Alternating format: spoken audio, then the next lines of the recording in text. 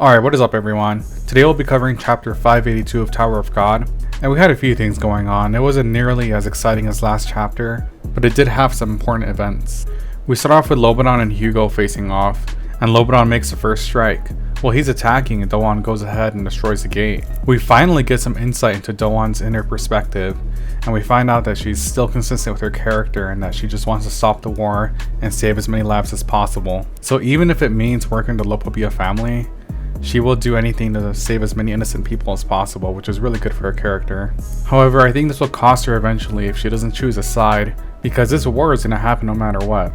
So if she doesn't choose a side, I mean, people are going to get killed either way. So people that matter and that are probably going to help her are going to get killed if she just keeps flip-flopping around. So I think no one will eventually have to choose a side, because this is not going to end, and there's no end in sight. No matter if Traumarai or Gastang want to end the war, it's going to happen. It's not going to be stopped. But yeah, while I respect Doan's main character of being the savior for the people and thinking for the people, and even though she was treated like shit when she sacrificed herself for peace, this mindset is just not going to work. It's not for Tower of God. Tower of God is very brutal. The people are merciless. They don't care about anyone. They're very selfish, and the Doan's character is just not suited for Tower of God. After sealing herself, it didn't end the war, so it's just a matter of time before something happens that triggers her to pick a side and to accept that there's no end in sight for this war and there's nothing she can do about it. So yeah, Lobanon ends up attacking the Lopabia forces and gets a successful attack on them, and they just hold off their attacks for now. And once the Pobedal family starts sending in troops, they're gonna have to send in Beastskin too.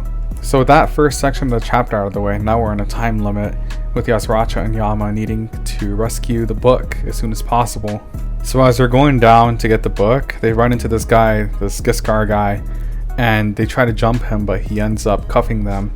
And these cuffs pretty much prevent them from moving effectively. So as they're talking, this guy says that nobody knew about this book except him and the family head and like maybe a few others. So this Giskar, he's very surprised and in awe that these guys know about the book. And this leads to further suspicion that Gastang plotted this. At this specific time, he wants Giskar to get the book.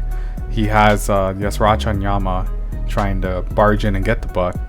This is all plotted by Gastang, I'm pretty sure. There's no way these two actions aligned at the same time. I think Gastang really wants Yama and Yasratcha to get the book and to reveal the secrets to the world, because that's what Gastang wants to do. He wants the truth to come out. However, he has to make it look convincing and have Giskar try to guard it, and he can't just let them go in and take it like a cakewalk. No, he has to have people defend it. So when people see where it's stolen and what happened, they're gonna see like a dead Giskar, and they're gonna be like, oh my god, they killed him to get the book. So it's gonna look more convincing, just like what he did with Traumarai's kids. He killed them, and with Kun, he orchestrated that whole scene to get everyone to believe that the Lopabia family started this war. So yeah, Giskar pretty much manhandles both of these guys, and Yasratcha brings up the idea of letting him control Yama so they can bypass the cuffs. And I like this concept because Yasratcha did this, and even though I think he gave up the Fang, he can still do this, but since Yama's a lot stronger, he can't really force it upon him. So yeah, this is very strategic. I wouldn't have expected to see this type of writing here. I thought this was just going to be a cut and dry fight, but Siu actually put some good strategy into here to break through Giskar's chains. So they follow Giskar, and we see the book. It's just in the most obvious place ever. It couldn't just be more obvious, unless that's just a decoy, but I doubt it. But yeah, these guys, they managed to synchronize their attacks with Yasratcha's control, and they beat Giskar's ass pretty much. Well, supposedly they beat his ass, and Giskar even has blood and his glasses are broken, and Yama and Yasratcha, they take the key and they unlock the cuffs. And since Yasratcha was the one who unlocked it, he was the one who fell for the trap, because despite Giskar being deceitful earlier, it actually did kill Yasratcha. Well, it's not really a surprise. Yasratcha was gonna die. We knew it. It was a lot of foreshadowing. It was just a matter of time, but we finally get to see him die for sure this time. So Yama is left to deal with this one-on-one. So yeah, this car, he's like really ripped now. He's shirtless, and it looks like he's gonna go at his full power, and he has a real key on him now. But I don't think it really matters unless that key is used to open the book. But yeah, it looks like it's just gonna be him and Yama, and well, yasratcha was on a time limit anyway, so I mean, it's not the biggest surprise or shocker or loss at this point. I mean, we haven't had like any of our cast to die in a long time, so you know, it's about time we get another death. But yeah, in the next chapter, I think what's gonna happen is Yama is gonna kind of feel bad for Yasratcha now.